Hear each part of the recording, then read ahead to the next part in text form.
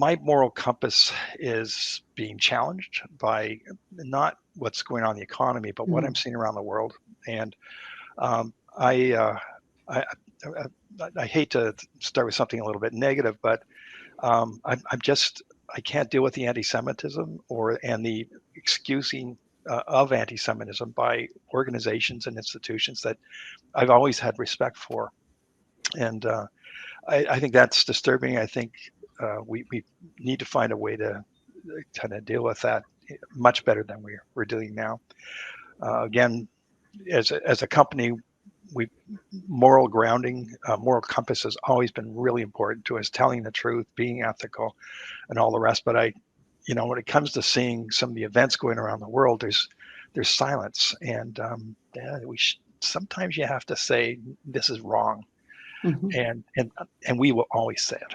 So what's the learning in that then, Dave? In that realization? Well, I think somebody needs to kind of call into account our political leaders to start with.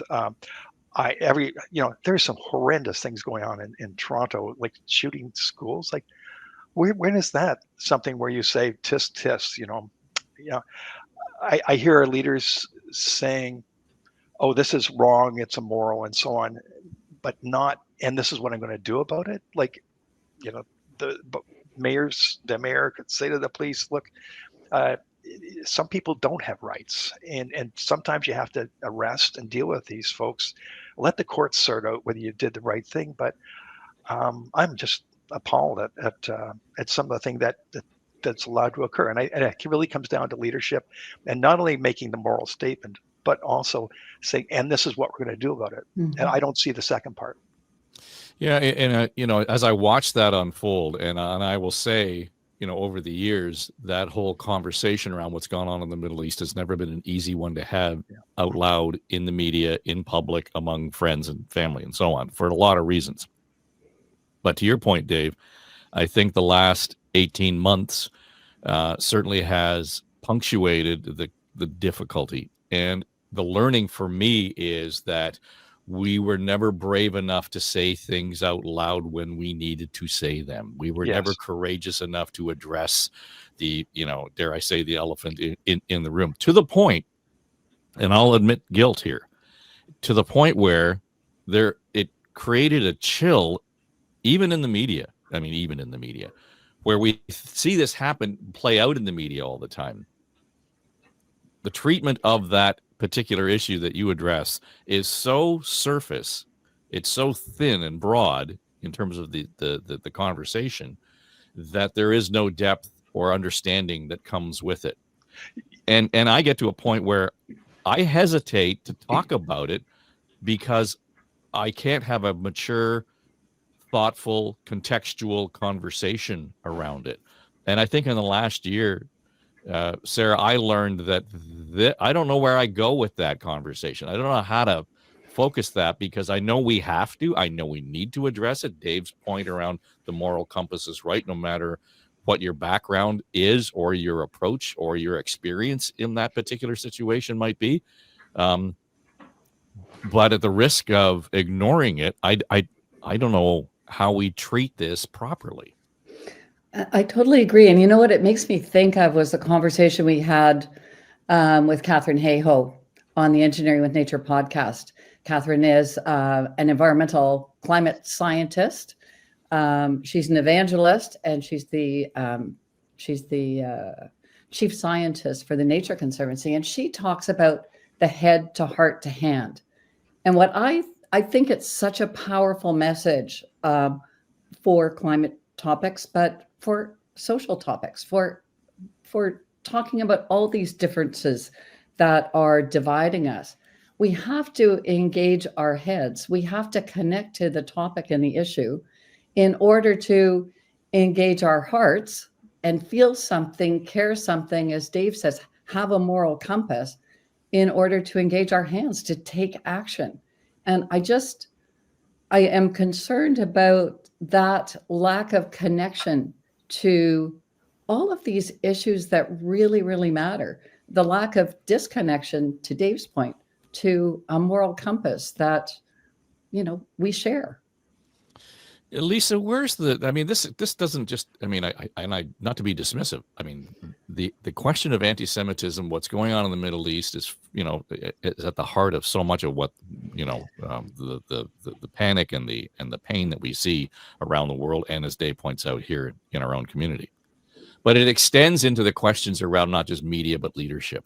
Mhm. And when Gabe points out what the mayor might do, et cetera, and I think that's a legitimate conversation to have, but it extends beyond that, whether it's corporately, whether it's in terms of government, et cetera.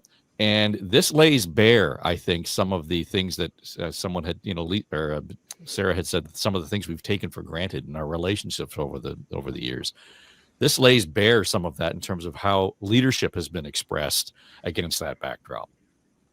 Yeah, I mean, I think you're right in the sense that until all of this really came to the forefront, the whole conversation of the Middle East and Israel and the relationship that it has with its neighbors is something that most people avoided and didn't know how to have a conversation about. And I think that avoiding that conversation has led for leaders to really abdicate the responsibility that they have here locally and what does that mean for us here in Canada? Because those topics are not the same thing.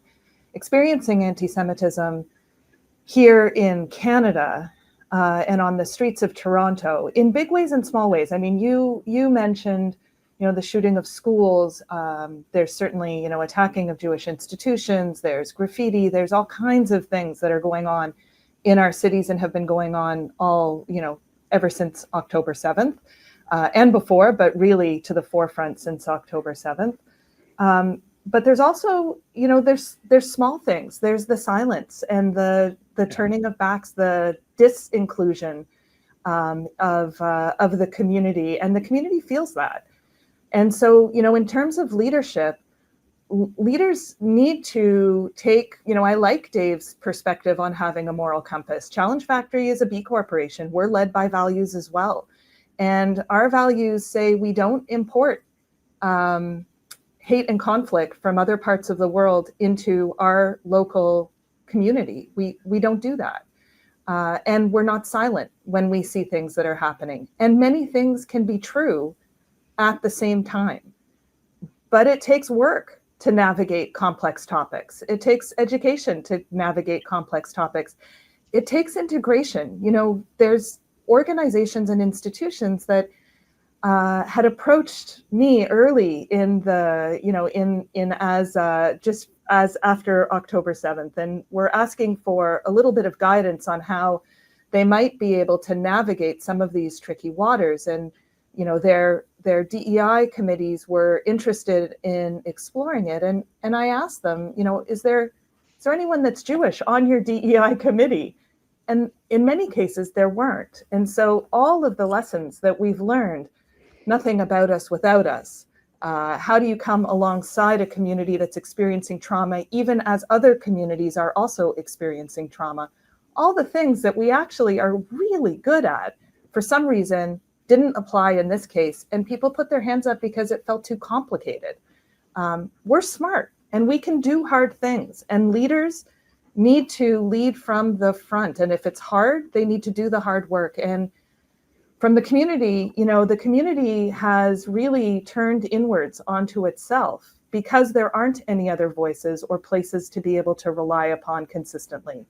And that needs to stop. I think the very first indication that there were CEOs and public leaders beyond just individual messages, but together en masse as an op-ed or as a statement in the public, it didn't come until August of 2024, from October 7th, 2023. So there's a lot of leadership that we need to see, and we can do this. We can partner together, we can learn from each other, we can make mistakes, but we don't give each other grace if we interpret silence as hatred, which unfortunately is where we're at. Well, you're the meaning of expert, Ujwal, and in terms of your view in terms of how we interpret or position ourselves in terms of, what we think of in terms of the meaning of. And Lisa brings up the whole question of silence. Typically you and I and Aaron and Jason would have had a conversation in the past about the meaning of a specific word. Where does silence play into the meaning of what's going on here? It's I'll comment on this culturally, because I don't want to get into the politics of it, because I'm certainly not an expert on it. I think culturally we're in a very, very difficult time as a culture. We don't live in a pluralistic society. I think that's very clear, even though fundamentally that's one of the tenets of a democratic, secular environment. That pluralism is sort of the central tenet, but we don't. And the greatest evidence of that is that we all jump to conclusions. We all have extremely strong opinions, but we take very little time, especially in the modern social media era, to actually learn and understand diverse perspectives. To Lisa's earlier point, the lack of the diversity of that perspective, certainly the way it's playing out in modern Canadian culture, the amount of baggage, Lisa, paraphrasing a little bit, but the point you made about, we don't import conflict, the amount of baggage we're bringing into our Canadian society from the outside world, I think it's a really tough time. And I think part of it is that we have somehow been trained over the last decade in particular to have very strong opinions about things we know very little about, or certainly things that we don't make the effort to learn about. And I think what that's teaching us is that it's slowly but surely splintering a lot of the core ideas of what makes Canadian society deeply Canadian, what makes us a mosaic. All those things are theoretically, none of those models are playing out in how we engage with each other in culture. And that applies not just to people feeling safe to have debates about these topics with their social circles, their friends, and it applies, all the way to obviously governments and corporations and the way they deal with these issues. So, I think fundamentally, the era of, the era of jumping to conclusions and having strong opinions, it's not going away. It's only getting worse. And I think we've seen that with the way the last US election played out. I think we're going to see a very strong shape of that play out in the next election in Canada. We'll see if we become the 51st state, I guess.